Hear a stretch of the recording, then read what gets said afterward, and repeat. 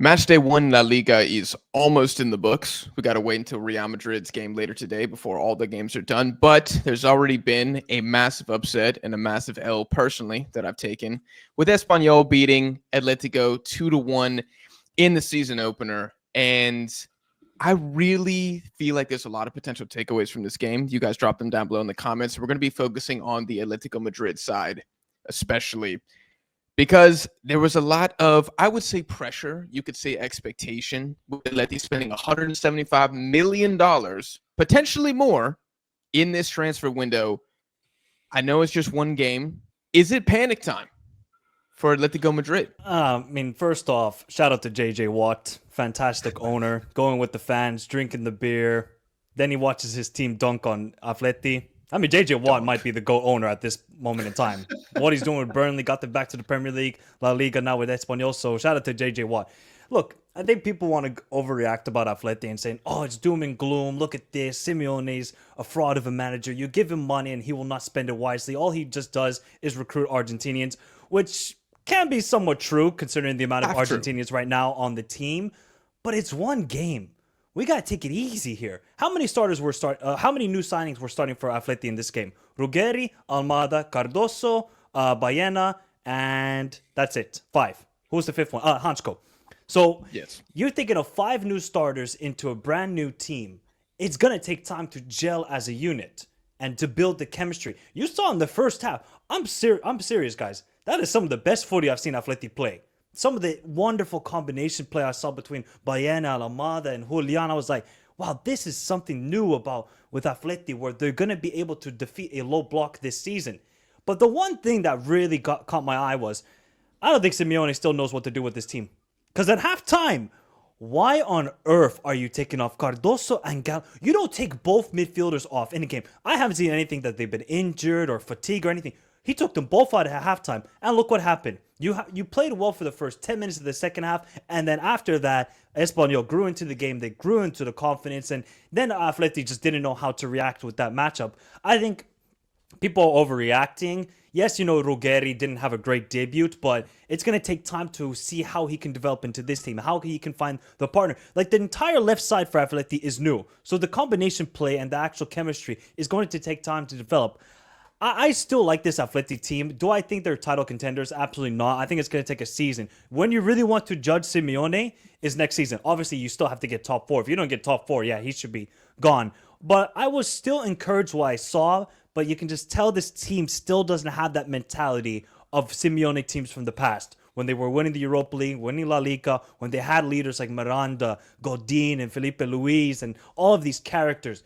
This team doesn't have those characters yet. It can emerge in the next couple of years, but as of right now, I think people are overreacting about Atleti. I'm actually quite positive about the way they played. Because people, if they lost and they play negative football, be like, oh, there's another Simeone masterclass, and he loses the game playing defensive football. But this time he plays actually good football, and people still want to cry about the manager. It's a fair point. It's a fair point Michael just brought up. I will say this, though. Can we not all agree that coming into this season, let's pretend Atleti didn't spend the money they just spent this summer, which is still quite a bit. Do we not feel Atleti was, or not even Atleti, Simeone specifically was under a decent amount of pressure coming into this season? Can we not agree on that collectively? I would say that he is under a decent amount of pressure, kind of because there's always a minimum expected threshold where he has to finish third at least, or it's an L. And you have to make the Champions League knockouts or it's an L. Sure, and maybe that some of that thought is due to the precedent that Atleti has set, right? The reputation the club has, the brand under Simeone, the brand of football they play, and of course the comparisons you make to Real Madrid and Barcelona. Sure, I understand that, but I also feel like Atleti's in this transition in at this moment in time. And they're spending money in a way we haven't really seen the club spend before. I can't think of a time in Simeone's reign where he was given funds like this to go to war with. Essentially a war chest. They did spend, they did spend Felix, 130 million. So Sure, but that was a one-off, right? Like the last time I think Simeone spent on basically a brand new team, the last time I saw him change from the end of a season to the beginning of a season with half of his lineup completely different, I can't really remember there being a time like that. And so, I think the justification for that is that we should have been refreshing 2 years ago. Yeah, we didn't. And Fair now it kind enough. of bit us in the ass. But I also think some of it is like you don't know what you want. Some of these positions and players don't make a ton of sense to me on paper. I And I agree with think, that. and I think Michael alluded to it with the decision making. It's like Simeone still doesn't know how this team lines up. The fact that you're pulling off, I mean, even one of those double pivot, if it's Cardoso or Gallagher, sure, I guess maybe. But even then, pulling off a crucial piece right in the middle of the park where so much of the play is dictated is questionable. To do both at the same time at half makes zero sense to me. It just, I don't understand it. It logically, you throw everything off. It's a massive, massive risk to take in a game that's edged out 1-0 at that time.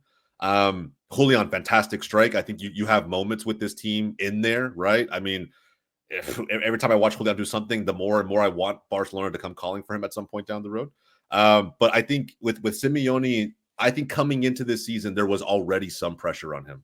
And I think this opening result, it is more of what we've seen against Espanyol, right? We talked about it pre-show.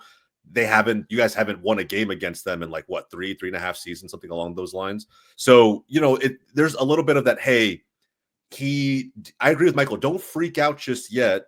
The entire team looks and feels a little bit different to how they lined up last season. We're seeing it with Simeone's decision-making. We're seeing it with how they play on the field. It should get better.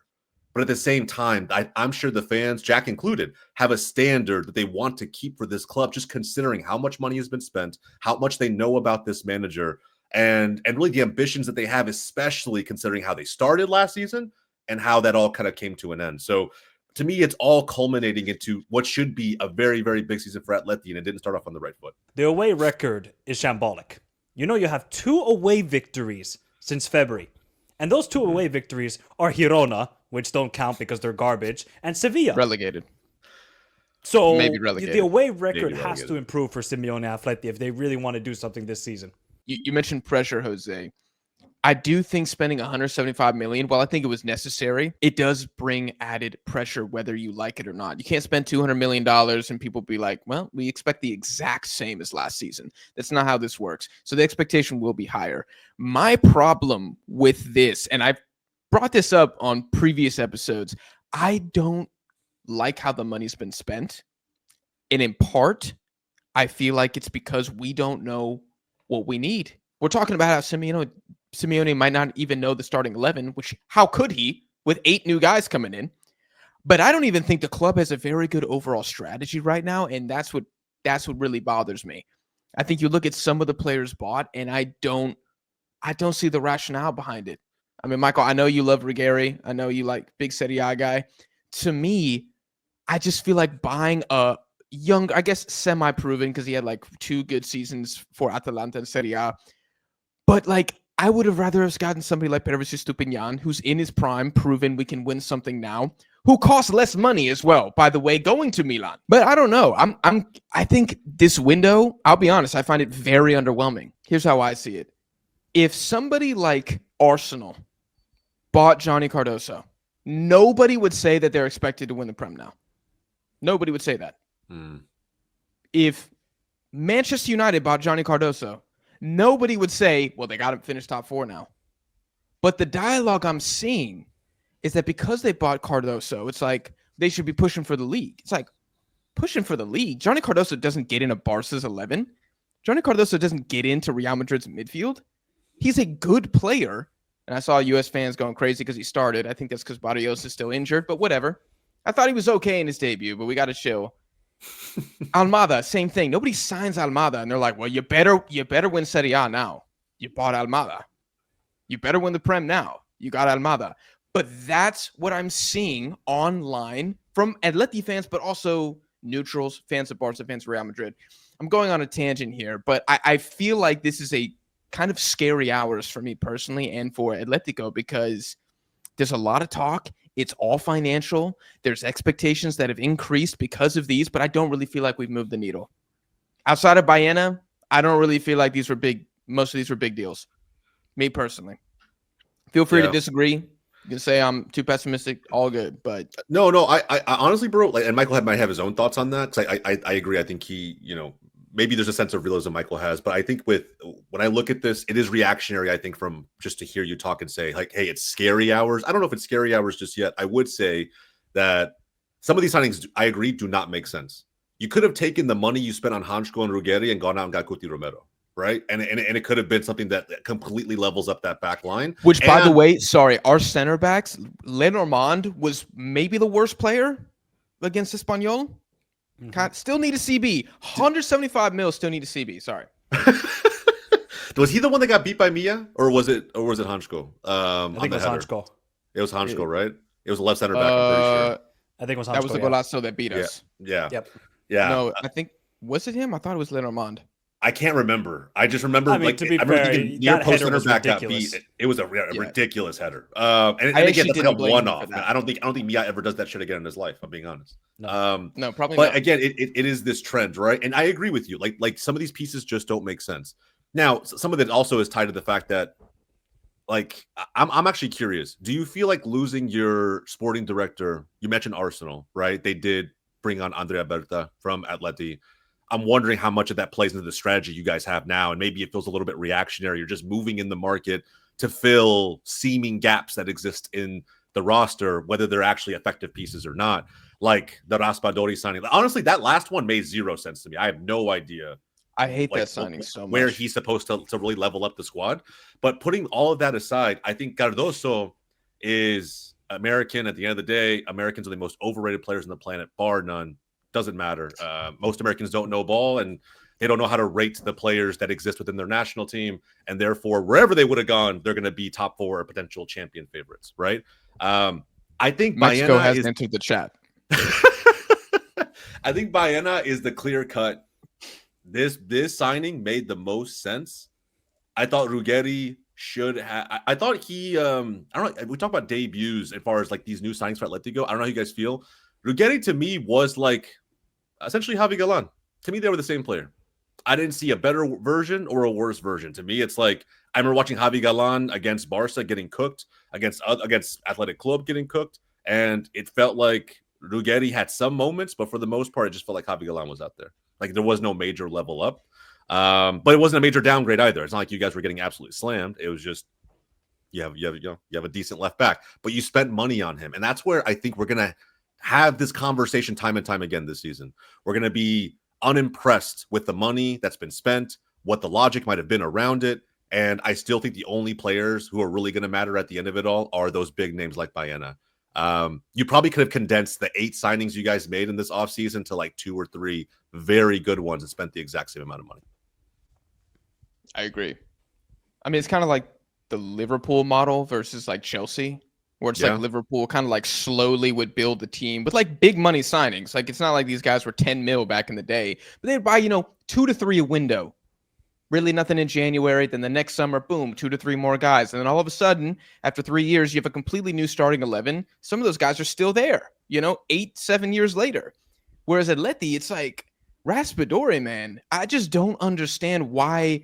Did a single person look at Atleti last season? They're like, who we should get? We should get another striker who's got 13 goals in 3 years in Italy for Napoli. Let's bring him in for $20 million. The crazy part is you still need a striker. You still need a striker, in my opinion. Like, Julian's not that guy.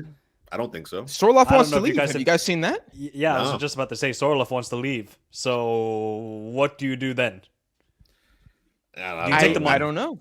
Yeah, you take the money. You have to take the money. But okay, and then get who? Because you still need some physical presence. Raspadori is short. Julian is short. Griezmann is short. Baena is short. You need some physical presence up front. While we want to talk about technical ballers, you still need a physical presence. This is Atleti, a team that had Diego Costa, Fernando Torres, these sort of players. Falcao. I don't know what you want to do with that money then. You might get Sorloth. You might get maybe 40 million max, if I'm going to be honest. How much did they sign for him last season? 28 million? Somewhere around there, 20 million euros? Okay, you get maybe 40 million 30s. Euros. Who are you going to sign with 2 weeks to go?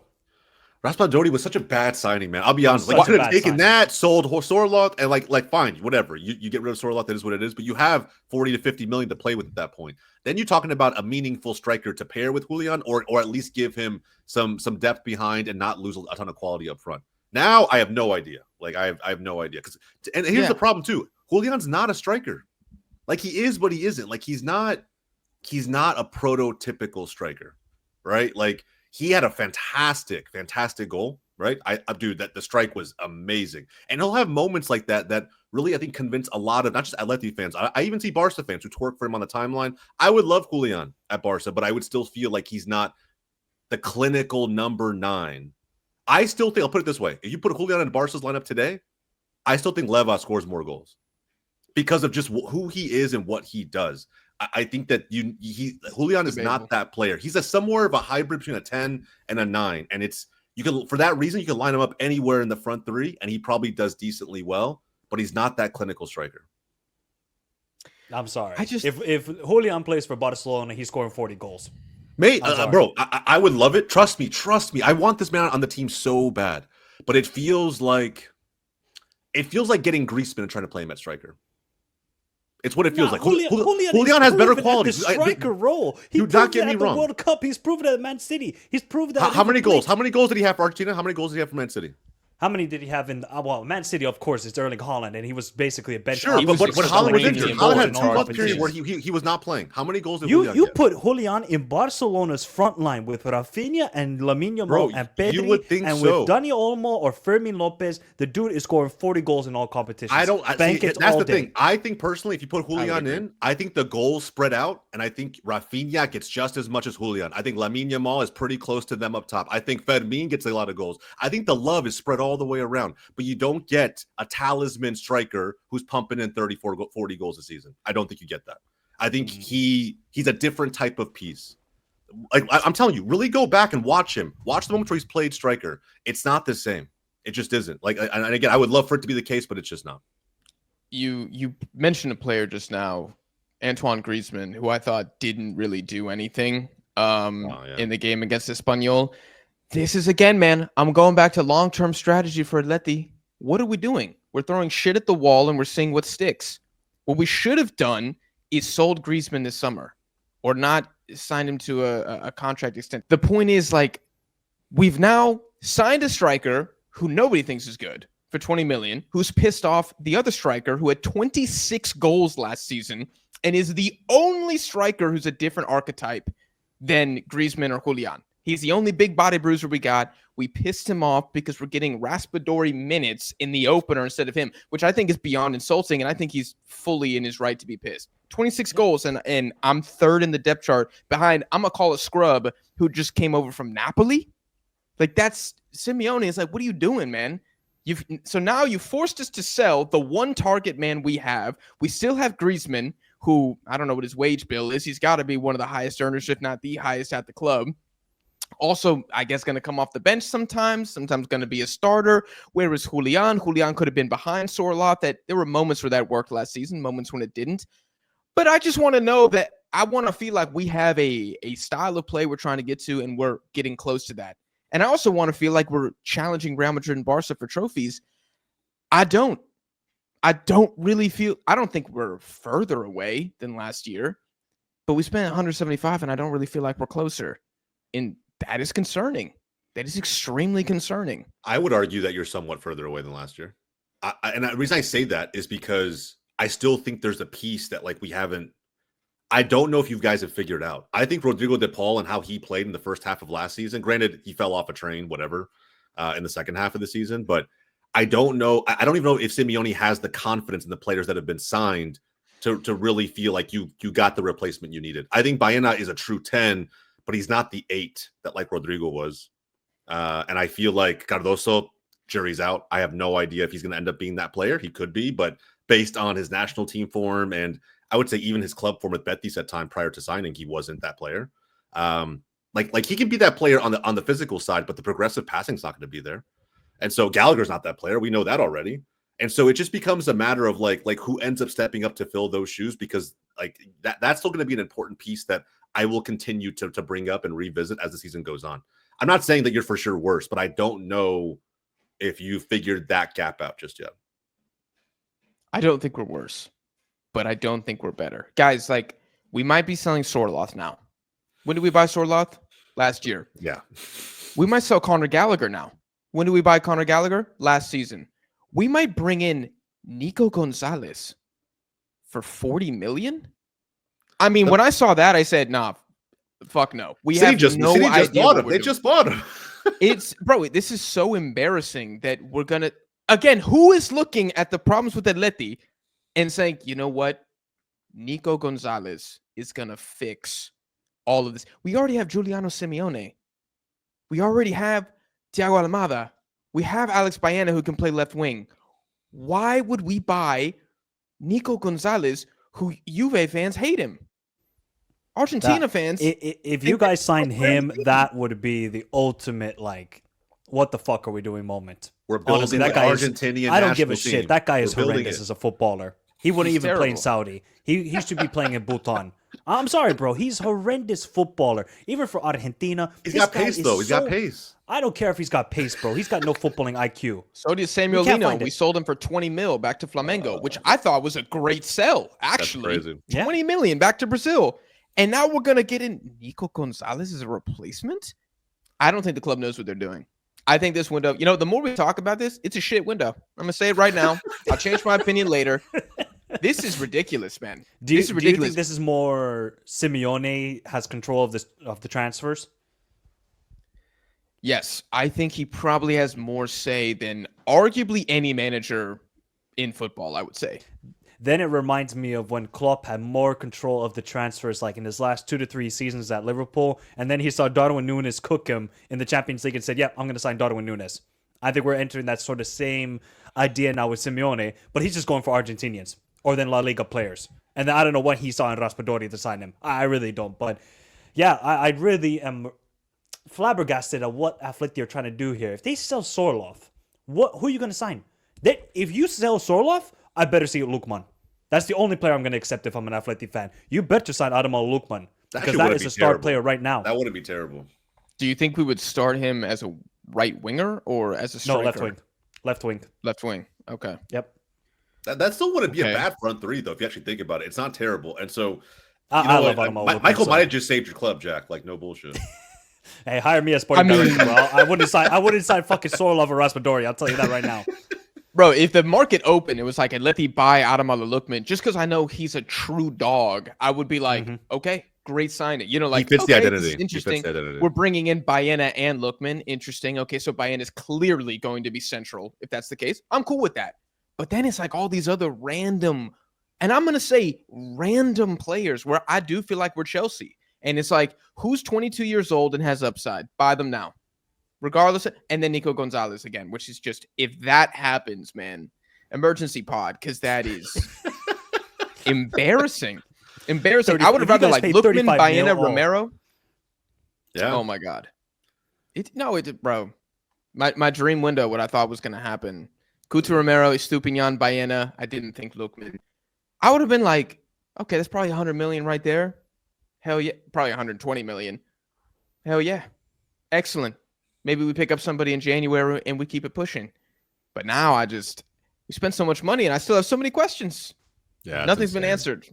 And look, I think we'll have some, and maybe not a lot of questions answered, but you got to keep in mind, I think Atleti had one of the more favorable starts to La Liga. They have Elche next. And so, I don't know, Hey, man. man, Elche balled out yesterday. So They I did, wouldn't say they that's did. an automatic dub. But I would say, like, if you guys don't, if there's not some improvement visibly on the pitch, and maybe this is looked at from a couple of different angles, right? Either consistency with the players that you give minutes to, or again, finding a way to reintegrate some of the pieces who are now just sounding off and deciding they wanted to leave for whatever reason because they've signed too many players in this transfer window.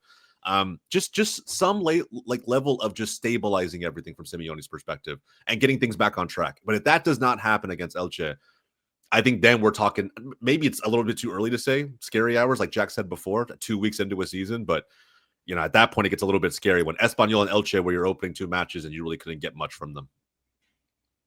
That's a huge L, no matter how you want to look at it. Like, I don't care about it's early in the season. If we do not beat Elche or we lose the game, yeah, La Liga's done. I'll say it. La Liga's done. You're not losing the first 2 games to Elche and Espanyol with this Barca and this Real Madrid side and coming back. No. Yeah, we might finish second, might push for second, but the league, done at that point. Guys, we talked about a couple players for Atleti, obviously, who were signed in the past window and a couple debutants. Let's talk about some of the best and worst debutants in La Liga this week. There were a lot of signings that haven't featured yet. You know, La Liga's got a lot of registration issues. We've talked about that extensively. Check out our catalog of videos covering that topic. But let's start with some of the best debuts that we saw from this past weekend. Michael, was there one guy that you really said he cooked? Well, I got to be biased right now, guys, and go with Robert Navarro making his debut for Athletic Club and getting the game-winning goal. Now, obviously, it was pretty much a tap-in because Nico Williams was absolutely cooking yesterday. But Robert Navarro finally has already eclipsed what Jallo did all last season, by the way. It took one game, and he's already eclipsed everything that Jallo did in one season after he was signed for 13 million. Navarro, free signing, I think that's what Athletic Club need. Because Sunset is just... I mean, the dude is just a hospital bed right now. He's constantly getting injured, which sucks because he's such a key player for us. But if Navarro can bring that sort of impact off the bench, which something we didn't have a lot last season, with Sanari, then we have Guruzeta, Berenguer, Inaki, Nico. I think that's a pretty good forward line that we can construct. And if Robert Navarro can just give us that impact off the bench, start a couple games to give rest to the other players, I think that'll be really good. And, you know, getting the game-winning goal after was 2-0 up, then bottling it 2-2, and then winning the game 3-2. I think Navarro really cooked for us. And, yeah, that would be one of my best debuts I saw over the weekend. I will say with Navarro, bro, I'm actually going to give it a little more love than what Michael gave. That finish, for anybody who knows ball and has played that position, bro, that's a tough angle. It's a tough angle. It wasn't really a tap-in, was it? No, he was basically 6 yards out. I know, but he had to wrap his leg like around the side of the ball on the volley. Like it actually, when you see it, I thought in the moment, to me, like before the ball ever got hit, I thought, dude, that's a brilliant move by Nico. Like the way he finally just gave the ball one more drag to the byline and then got the cross in, I was like, that was phenomenal. And then I saw the finish, and I was like, dude, that might actually be more impressive than the cross. It just the way you have to really wrap your foot around it on the volley and judge it correctly for a game-winning goal. I mean, bro, like that. Not only did he withstand kind of the pressure in that moment and really get connected with it well, but I thought it was just a really good finish, a classy finish from someone I expect, not expect to score goals, but in that position, you expect a true striker to finish it, and it looked like a true striker's finish. So it was a good goal. It was a good goal. Speaking of strikers, Sonati got one too. That was good to see. Yeah, not a debutant, but still, I mean, dude, maybe he hits 10 goals this season. I mean, with Athletic Club's attack, it's not impossible. It's not impossible for him. You think that Navarro gets 10 goals this season? No chance. I don't think he'll get the minutes. I mean, maybe if he starts match week 2 and the rest of the season, maybe he could get 10, but probably like 7. Navarro had last season 1 goal from Mallorca. One goal. So if he gets 10 goals, bro, give him a lifetime contract to ASAP. Huge upgrade. But I guess like sorry, I think you were talking about Sonati, not Navarro. But I'm kind of curious, like what would be, in order for him to continue climbing and getting more minutes, what would be some good production that he should be going for this season? Because I don't know, man. Like I said, to me, it's a great opening match. I would say 5 goals. Just being impact sub. He's going to rotate because obviously playing the Champions League, so Athletic Club are going to have to rotate. I think if Navarro gets 5 goals this season in La Liga, that's for me one of the best signings. Yeah. For a free transfer? I don't have a stat for this, but I feel like last season Athletic Club's bench was responsible for surely like bottom 5 goal involvement. We got to check of that. any of the team. It wasn't a lot. I mean, it was basically Berenguer coming off the bench and getting us goals, or Guruzeta. How many did he have last year? 4? Not 6? A lot. Nobody. Yeah, like y'all's 11 scores everything, and then it was just Sunset basically. yeah. Sunset. Inaki had like 9 and 9 or something, 8 and 9. Some Nico had 5. Yeah. Anyways, we'll ask our full-time stat checker to look at that after the episode. I have a debutant who I thought was pretty good. I've talked about this guy with just Michael. I don't know if Jose we've spoken about him yet, but Santiago Mourinho for Villarreal. Uruguayan center back who played as a right back, interestingly enough, in his debut. And he was pretty solid. He was really solid. Villarreal, I thought, kind of put the game away in the opening 45. They were just way too strong for Oviedo. I never seen Santiago Mourinho play as a fullback, but he looked pretty good in a Villarreal offense that is not super easy to play in. Like, it just got signed. Starter immediately. They moved Juan Foyth central, which I thought was interesting because Foyth had been kind of like hybrid between center back and right back. I thought he looked good. I don't know if y'all saw Eta Young, who's not technically a debutant because I think he played 1 game last season. Villarreal Academy guy. Holy shit, man. They have another one. They might have another one. He's going to be the next Barry. 15 goals guaranteed. Better than Barry, bro. Better already. Better. Yep. By the way, right now I think Barry, he didn't look all that great. Oh, well, what a shock, bro. You're going to Everton, who would play negative football with David Moyes. He's going to get 5 touches of the ball compared to Villarreal, where he was getting 60 touches of the ball. What do you think is going to happen with Barry? So I feel bad for Barry. He should have stayed, but now you got Ete Young. Bro, this kid, he was cooking in preseason. I think he scored against Arsenal, if I'm not mistaken. So, yeah, it's Villarreal, man. They're just so good at this smart business with these smart signings, and you have to just marvel at the club. If they were allowed to spend crazy money, I mean, they could find a gem anywhere in this world. I mean, they could unearth some gem from freaking Oman if they wanted to at this point. Yeah. Oman is praying that they hire or start developing some Oman. Iran, probably. Oman's like, I'll take that. I'll take that. We take those. Dude, he might be, Michael, are you ready to say the heir to Abubakar for Cameroon? I might go there. Yeah. Choupo-Moting, I don't know where Choupo-Moting is nowadays, to be honest. So I haven't seen him in 2 years. MLS, bro. MLS, man. He's leading up in Jersey. MLS? Yeah. Oh, he's a Red Bull, isn't he? Yeah, he's a Red Bull. Yeah, actually pretty well. Was like 14, 15 plus goals this season so far. So not terrible. But at the end of the day, it's America. That's pretty good. Yeah. Yeah. He's having a good season. So okay. For my player, bro, I wanted to I actually wanted to have a really kind of side quest conversation in addition to this, but so I'm gonna go super homer pick. I was very, very, very locked in to seeing how Yohan Garcia would play in this game. I will say it sucks that Mallorca got 2 reds, right? Going down to 9 men. I mean, it was terrible. In terms of like wanting to see what your team can do, because it doesn't matter when you lose 2 players as a Barca fan in that situation, you don't learn anything about your team. You're just hoping that no stupid shit happens that you have to worry about coming out of the game with. That's really it. It's like just close the door on it and let's move on. Yeah. But I will say there were certain moments where I find myself like being impressed with Yohan Garcia, and I feel like if Lamine Yamal had not won man of the match, it probably would have been Garcia as our keeper. And I think there was a point blank moment before the 2 red cards happened where Murici got a honestly, bro, he should have bagged it. Like honestly, there was a moment where he got a perfect ball in on the counter. Barca will continue to do this time and time again. We talked about it last year. The high line is suicidal. There's always going to be open opportunities for the opposition. They got at least 2 or 3 before those red cards came through. And this man just made it look so casual. I feel like we've needed a keeper with this much confidence, this much ability, the combination of those two for years now. Nothing against Ter Stegen. I think he's had his time in the sun, so to speak. But I'm so glad that we prioritized the keeper in the offseason. Now, there's another I'm thinking of it as a debut because he's not a debutant whatsoever. But if you guys didn't notice in this game, Hansi Flick opted to bench Koundé in favor of Eric Garcia. And I thought that this was a talking point that isn't being talked about enough. Like, think about it. Koundé, how much have we praised that man on this channel? Like, just think about it. Like, he's quite literally probably the most penciled or penned in player in that lineup. Like, I think last season, he's probably the first player in the team sheet every single time. And coming in, I think he had somewhat of a poor offseason, or preseason, I should say. He hasn't looked great in some of the opening games. And I think Hansi Flick is showing that he's not scared to kind of move pieces around as he sees fit if he needs to create either more competition or just a sense of urgency amongst players who might feel a little bit complacent in their roles after the success we saw last season. So I don't know. Did you guys see that? Check that out at all? I'm just kind of curious.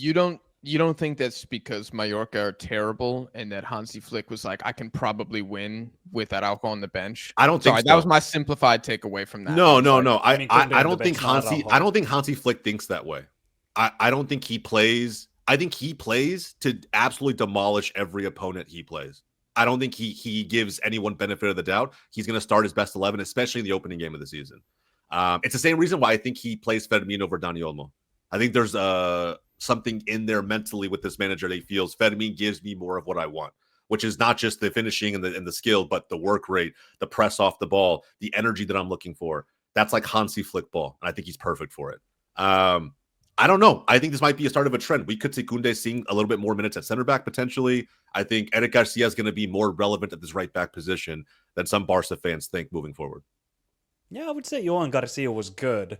But I mean, he didn't get troubled at all. After they got the 2 red cards, Mallorca did obviously nothing because they couldn't progress with the ball.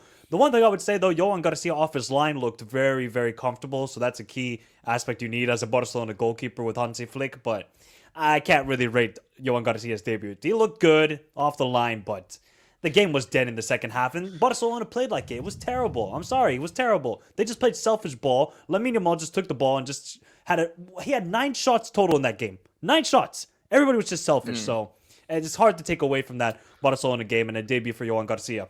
Hansi Flick was pissed, by the way, for anybody like pissed. wondering I back saw at the home. Yeah, comments. he felt like the team was giving 50 to 60% energy in that second half and wasn't playing to. And I part of me, I've heard some pundits Kind of understandable.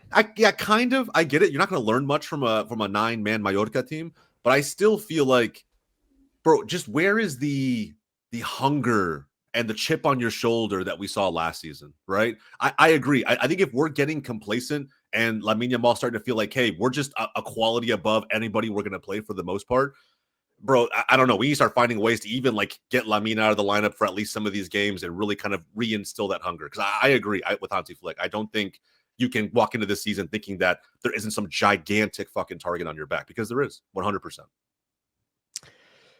I'm trying to think. The only goalkeeper debutant, and I knew this shit was going to happen, was Dimitrovic. For Bro, it was so Espanyol. good. He was so good. Bro. Oh my God. He had 1 save on Julian in the first half. I was like, nah, dude. This is about to be the worst game of He's my about life. to save And it ended up Espanyol being, again. JJ Watt's about to give him all the beer he wants. dude. Yeah, you know what JJ Watt should do that Leganes didn't do is extend him after the season. Don't let him leave. Like, keep him around. Put that man on a 3-year deal. Anyways, what about worst debutants? Can I give one more best debutant before we move on? We got to give a shout out, though, to Getafe, because Getafe got a fucking victory, and they're in all sorts of trouble financially. They had to sell Alderete for 10 million. 10 million to fucking Sunderland. That's crazy. Shout out to Adrian crazy, Liso, yes. the striker, who was on loan, I think, from Zaragoza. I thought he looked really good. Him and Uche up front, they absolutely tormented Celta Vigo. So shout out to Adrian Liso. Somehow, we can always criticize Bordalas and all the sort of football he plays. This guy actually develops talent. I think I need to make a separate video on my channel. Sorry, Jack, for DeadBall TV. I have to make, because this guy keeps developing talent and nobody wants to give him credit because of the negative football he plays.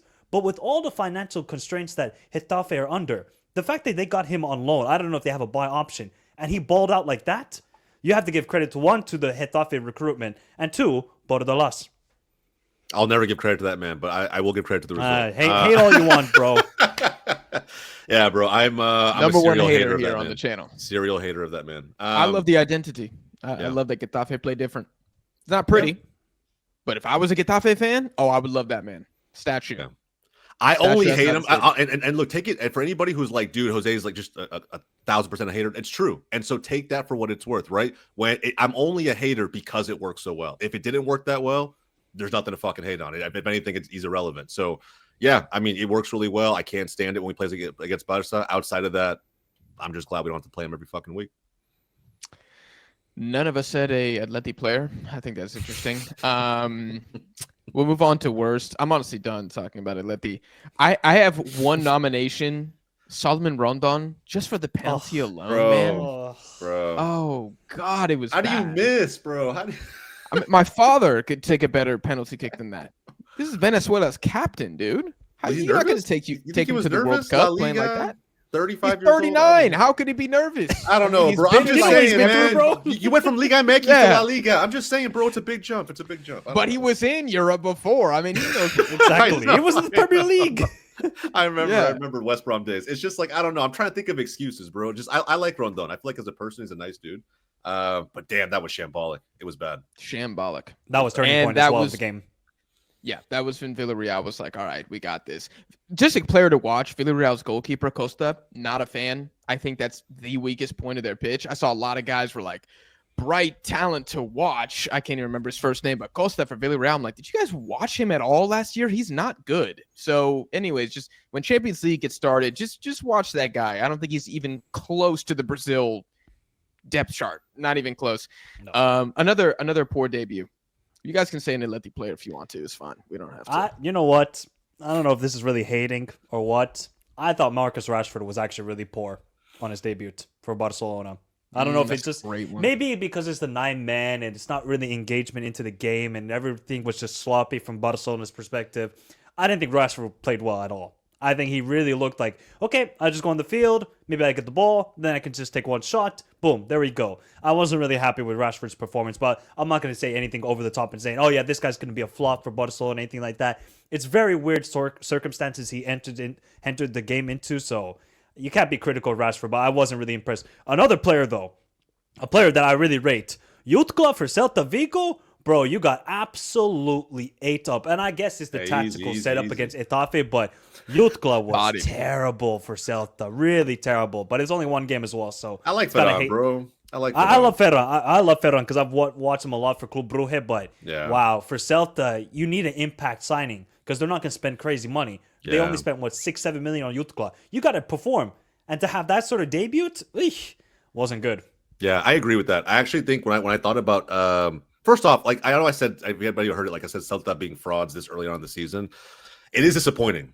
And I will say Jutgla is someone that, bro, he was still scoring. Keep in mind, before he moved to Brugge, he was still scoring under Xavi at Barcelona, right? Like he was still putting goals in the back of the net. So that's a little bit disappointing.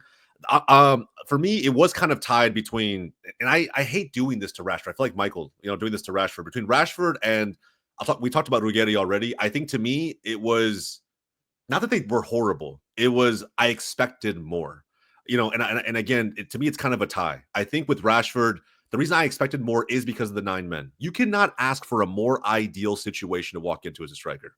They're literally down 2 men. There's zero pressure on them. They're not going to come at you and press you high and try to force you to make a mistake. They're going to sit back and let you figure out what you want to do.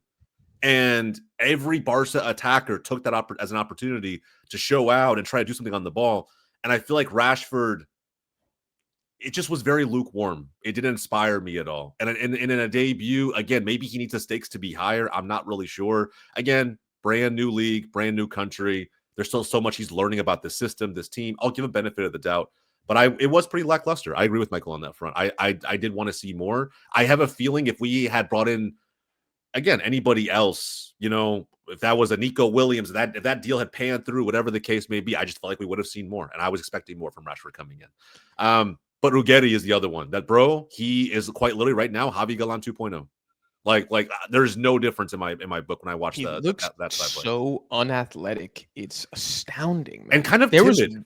A little bit timid. Like if you're not that athletic, you can't keep up, bro. Beat the shit out of the winger that you're marking. Like just absolutely be a dog on that line and make it so difficult for them to get around you. And I just didn't see that.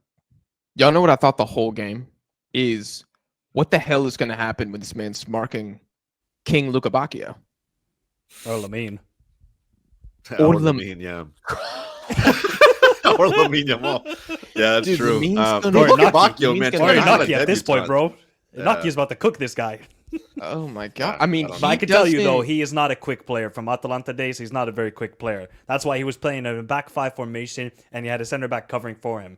Ruggeri is not quick, but again, it's one game, so you cannot go over the top with these new signings. But be physical. I just want to see more. Again, if you're not the quickest guy, there's ways to compensate for that. There's ways to make the winger that you're guarding life a living hell. But you have to really be up for it. And I feel like it was just like let's feel out week 1 of the season. Let's just feel it out. Let's see what it's like. Let's see what we've got on paper with all these new players that we've signed. And it just still feels like they're figuring it out. And Ruggeri too. I don't even know if he is super confident at this moment, and it just felt like there was a little bit of timidness there. I mean, going from a back 5 to a back 4 is very different, and I'm sure he's not comfortable. But like, guess what? That's not really Ruggeri's fault. That's our fault for purchasing him and putting him in a back 4 when he's better in a back 5. So again, what are we doing? We already talked about that for 30 minutes. God, Estupiñán would have cooked in this team, man. I'm still furious about it. Yeah, I kind of lost whatever I was about to say about Ruggeri. Yeah, no, the thought is completely gone. Whatever I was going to say, it was grossly negative. Wait, look, we know. Again, it's week 1, bro. We know things are going to get better. Things will get better. It may not happen right away, and that's what I'm saying. Like, I do think the Elche game. It's crazy to say us already this early in the season. It will be a tipping point, right? They surprised everybody in week 1 against Betis, and so now it's, can they do it again for a second week in a row? And if they can, this becomes very, very interesting storylines wise for Atletico Madrid. I don't know if they have to wait for a big game for all these pieces to click, but this was a very favorable start to the season, and it's not looking that way now. Before we end this episode, can I just want to give one of my craziest, hottest takeaways or hottest takes possible on this channel. Nico Williams is going to have more GA than Lamine Yamal this season. Bro, what the fuck? What are we doing? Yeah, that's crazy. If you want to go one game reaction, bro, one game, one game against Sevilla, he's like, bro, fuck it, Ballon d'Or. I'm in. Stephen A. Smith style, bro. One game reaction. Let's go. It's week 1 in the NFL. Everybody's frauds. Nico Williams is about to get, because what I saw, him kissing the badge, he had the reaction, all the fans behind. I mean, honestly, that was probably the best game I've seen from Nico for a long time. Probably better than the AS Roma game he had last season. I thought Nico was crazy. That's why I say hottest takeaways. Do I believe in this takeaway? No, I don't. But it's a hot takeaway. I'll go with it. Nico Williams will have more GA than Lamine Yamal. Will that happen? Definitely not. Lamine Yamal will definitely have more GA, but I just love to say, because Nico, this is a big season for him. And I think he understood that as well. So, because everybody else around him, I mean, the fact that he should have had 2 assists in that game. They didn't credit him with the Sonati goal, by the way. He did all the work by himself. Laid on the plate to Sonati, and he didn't get the assist. Nope. Why? Was there a deflection or something on the pass? I think there was a deflection off the defender, yeah. That's why. The switch up, I'll give you 11 and 8. Crazy. 11 and 8? If he gives me 15 and 10, I think that would be a fantastic season for him. 15 and 10 would be fucking crazy, actually. 15 and 10. 15 and 10 puts him firmly in when Sunset comes back, I'm expecting more assists for Nico. 15 and 10 puts him firmly like the La Liga 11 conversation. But the problem is he's not playing Sevilla every week. Because Sevilla defensively, boy, oh my God, these guys are so bad. Bro, anybody see Michael switch up on Twitter, bro? That was actually so fucking hilarious. I honestly died, bro. I tweeted it. He went from Sevilla being shit to being like on the garbage, ropes, bro. And then 20 minutes later, Luca Bacchio said, okay, I'll carry this team once again. Bro, we need to get back Sergi. We need to get back Sergi for Luca Bacchio. The things he's doing for that team is remarkable. Thank God he didn't leave La Liga this summer. Well, hey, don't jinx it, bro. There's 2 weeks left. Sunderland might sign him at this point. Oh yeah, for like 8 million or something crazy. Yeah. Oh my gosh, bro. Yeah, that was a freaking screamer, dude. The Luka Bacchio goals this weekend in La Liga were ridiculous, man. Mm-hmm. Just the technical quality is outstanding. And I will say, bro, like I watched a lot of football this weekend. One thing I appreciated, I think, from La Liga standpoint more than anything else, I know this is a La Liga show, but the variance, technical ability, and how the game evolves from minute 1 to minute 90, completely different than anything else you probably could have watched this weekend. I loved it, bro. I watched a good amount of the Prem too, and like it just so many games fell flat, felt stale. Really wasn't that exciting to follow. Even the highlight, the creme de la creme of the weekend, Arsenal versus United, supposed to be that. Really wasn't. Both teams, I mean, one team couldn't finish, one team played like shit. It just, the La Liga gave me so many different ways to watch the game this weekend. I just hope we get more of this moving forward. I really do. Yeah. I think we have some pretty strong personalities in the league this year, which will make the games feel pretty different. And we'll be covering the season the entire time here on Lengua de la Liga. So if you guys like footy about the Spanish top flight, make sure you're subscribed. And of course, make sure you check out Michael's channel and Jose's channel. Links to both will be in the description of this video. You guys let us know your biggest takeaway from La Liga Match Day 1 down below in the comments. We'll be back here again soon. We appreciate you guys for watching, and we'll see y'all in the next one.